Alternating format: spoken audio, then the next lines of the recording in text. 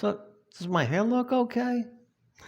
Well, yeah, it does, but this is a voiceover, so we won't see your hair. Oh, good. All right. Okay. So what are you making for today?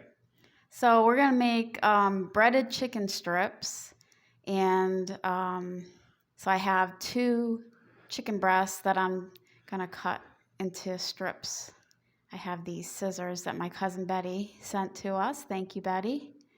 That looks a little tough. They're kind of frozen still a little bit. Yeah, Yeah. I thawed them overnight, but they're still a little frozen. But it's okay. I can. They're thawed enough to cut through them. Okay. And you made this the other day, and it was so good. This was the first time you made it. I said, I smell a cooking video. We definitely have to do this. And now, you got the recipe? Well, I saw the recipe online. It was a little different, and it called for Dijon mustard to marinate the chicken breast in. And I didn't have Dijon mustard, so I decided to just marinate it with Italian dressing. We're the bad boys of cooking. We do what we want. And there was also kind of an interesting thing about that too, because you saw that online that some people will use Italian dressing for marinade. And what did they suggest?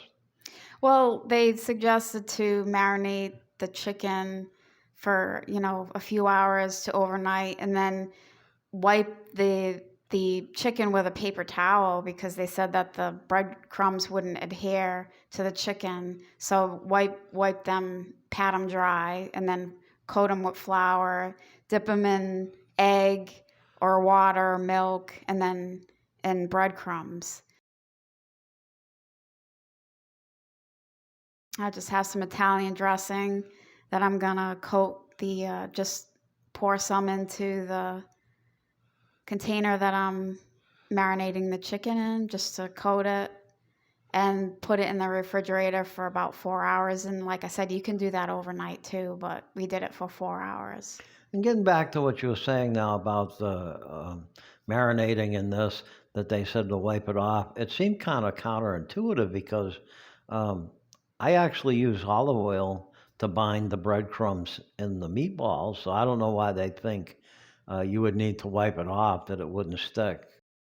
So we're gonna start with we have the Progresso breadcrumbs, which are the Italian, and I just poured some into this glass Pyrex. Didn't really measure it out, but you can kind of eyeball it. It's probably maybe about a cup and a half. And then some Parmesan cheese, grated Parmesan cheese.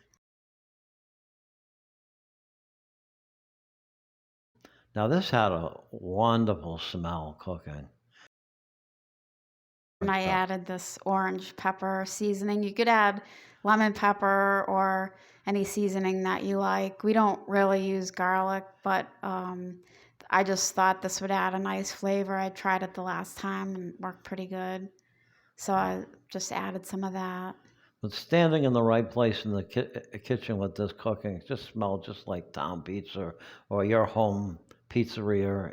It really has a good smell, which made me think of something else that we could do with this. And what would that be? Chicken parm. Yeah, this would be the perfect base for a chicken palm, Yeah. and it is just so tender and moist. And you know, I I don't know how you outdo yourself, but it seems like every time you make a new dish, you manage to outdo yourself. Coating these in the breadcrumb, Parmesan and spice mixture, just like you would like shake and bake or something like that. Um, but yeah, I try to find ways to cook without egg because you're allergic to Right, egg, and so making chicken, we don't really like make fried chicken or any breaded chicken with egg because you can't have it. So right. And they mentioned, like wiping this off and putting flour and all of that. You save all those steps. See, yeah. it adheres perfectly and it stays adhered. And this is another thing I like in a second. You see this very little in the way of um, dressing in the other dish, and what you're going to do here and get this last I guess piece, I measured it properly. I got just right? enough here. Put it on the pan, and then what you're going to do is grab the rest and sprinkle it on the top. Sprinkle it on the top. Don't waste any of it. Yeah, that's right. Nothing wasted. I love that. Yeah. Okay. And then when we get that ready, you're just going to pop that in the oven.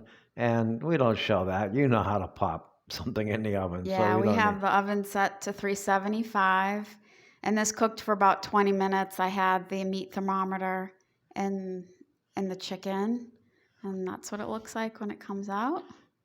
And I just can't wait to get into this. I mean, He had his I got fork my ready. fork in there, and she's like, wait, blow on it, blow on it. There's right out of the oven, but he wanted to eat it, so. Oh, it's so good. And then, my wife, she's going to double check. I And, checked all the temperature on all the pieces. 'Cause okay, thanks for watching. Enjoy. Bye.